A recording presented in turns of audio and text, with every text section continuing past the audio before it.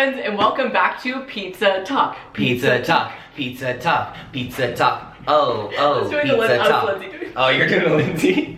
The Lindsay, pull it back. Today I'm here with my best friend, Drew. Hey, what's I'm up? not kidding, he's one of the greatest people I've ever met in my life, and I'm so happy to have him on this show. I'm so happy to be on the show. Oh, wow. Thanks for having me. Thank you. So, yes, today we're doing a Pizza Talk. We're just going to be addressing some of your advice, questions, helping you out with life and whatnot.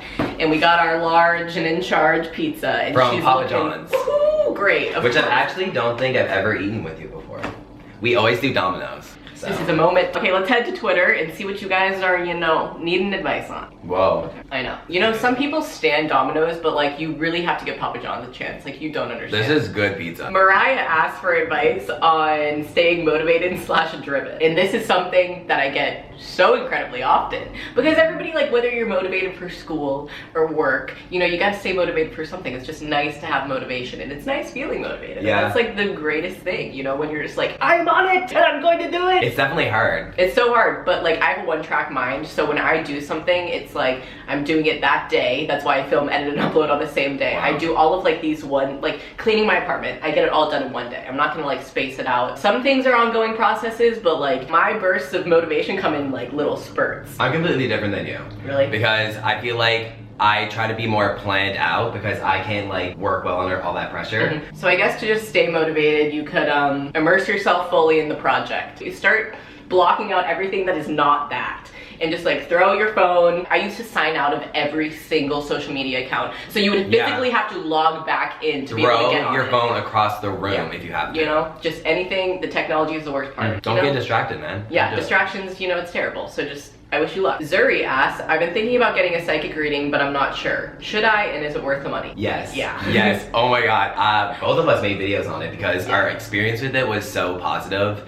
And I mean, I know a lot of people. You gotta go to the right one. Sorry for interrupting. No, it's fine. You definitely have to do your research because I only went to that one because you guys went and you guys said it was like really good. Mm-hmm. And I don't know, it's incredible. Like even if you don't believe in like psychic readings and stuff, like it's still fun to at least go and see like what they say your future could possibly be. Or even like going with a friend and just like seeing what they tell them and being like, okay, yeah, maybe I will come back. And going back to motivation, it actually made me really motivated after because Same. She tells you a lot of, or our person told us a lot of positive things, and like I wanted those things to happen. So I went home and I was like, wow, I'm so motivated, and it was just great. And I can see why they do that because they can tell what you're really delving into at the moment or what thoughts you've been thinking about a lot lately. Kind of just like saying if you like put in the time and effort, these things could definitely come true for you. So.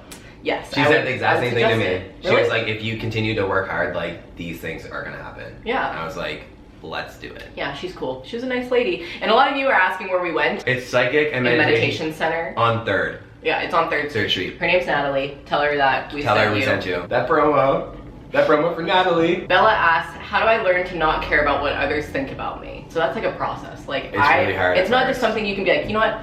Guess what? Today I don't care. Yeah, like you may feel like that sometimes, but at the end of the day, it's definitely like a lengthy process. Yeah. Human emotions wise, people are constantly thinking about like the impression that they're making. So that's a good thing to keep in mind. Like, how am I making everybody else feel in this room? That's like a nice way to think about it. Just go in with the intention of making others feel good, but don't be like waiting for their judgment, if that makes sense. Like, don't feel like you're being judged because most of the time you're not. And not caring comes a lot after you start to learn to like love yourself.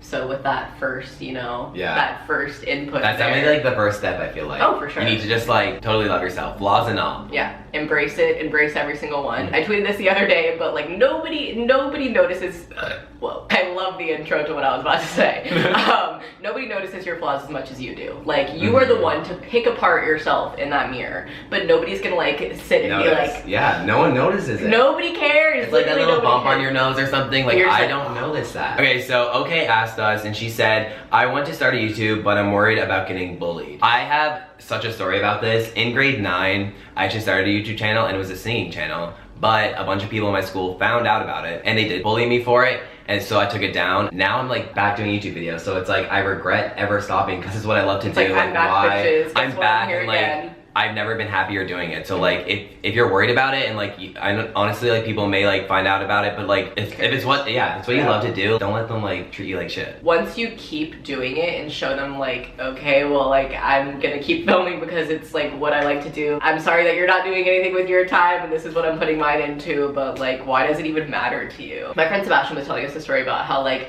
he was vlogging on like this trip that he went to like an amusement park with his school, and everybody was like put the camera down, like all like laughing at him and pointing at him, and he just like kept filming. Like he was just like, okay, well, like this is what we're doing, and just like kept vlogging. Like, you know, when you're into it, like you're just, I don't know, it's just something that you want to do, and YouTube's a really like supportive place, and people really feel that, and so I recommend it, you know? I totally recommend it. And Sebastian, we love you. Yeah, we do love you. Delaney wants us to talk about being more open and less socially awkward. Hashtag move. I love you guys. Hashtag move. I love it.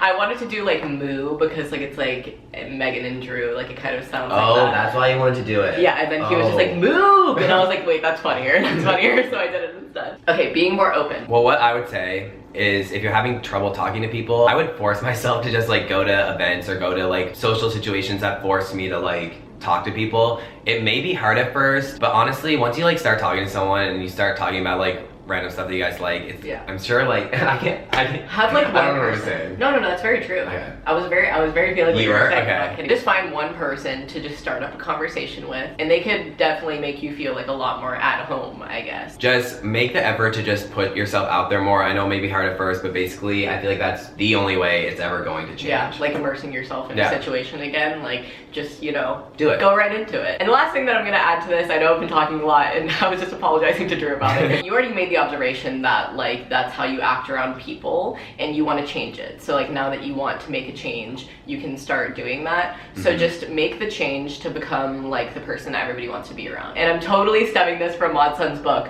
but he basically says like walk into the room and give like everybody like a handshake, you know, just like make sure to introduce yourself, make yourself known to any social situation that you're in. Sometimes they don't even know or remember your name, but they remember how you made the room feel, and they're like, that dude was cool, you know, like, or that girl was cool. If you guys haven't read the Matsun book, I haven't read it, but Megan played it for me like maybe I played the audio book, and it's so good. Like it honestly can relate to like any situation you wanted to, and like it makes you feel so much better. If you pre-order Matsun's album, look up, you get the audiobook for free. And the album's amazing, we've heard it. Emily asks, how do you manage money? Like, how do you save and not spend? I definitely face this issue. I'm still facing this issue. I'm so bad at saving money. It's really hard. Oh boy, wow. Like when one of your friends wants to go shopping or something, you're just like, I want to, but like, I don't want to. And it's like, well, let's just go out to dinner. It's like, oh, but I just went to the grocery store. Yeah, and so you're like, I could totally stay home and just, you know, make this. So do that. You know, little things, just cutting people off, that'll definitely save you a couple bucks. But saving money when you're younger, definitely just have a savings account. Like, my parents started me a savings account, and birthday checks, anything, I would just be like, you know what? I don't need this. Please put it in my bank. And they'd be like, okay, you're making a great decision. You're gonna be so happy with that when you like are older as well, because then you like. Then you're like, oh, this is not you have all this money to spend, and like then life is good. All right, well, we are now stuffed full of our slices. Yeah, you had two, I had two. Yeah. We cut ourselves off. We have to cut ourselves off. But I would just like to thank the lovely Dale for being on this with me today. Dale, yes. Me and Maurice. We had a great time doing this, and I hope that you guys got a little bit of advice from you know, the things that we were talking about. Yeah, hopefully you guys related to some of that. Yeah, sometimes I talk too much, so I cut myself off after a few questions. But I promise on the next Pizza Talk, we will get to more of you. Give this video a big thumbs up if you enjoyed it, and I will see you in my next video. Stay smiling. Love Bye. You guys. Wait, one love. Oh!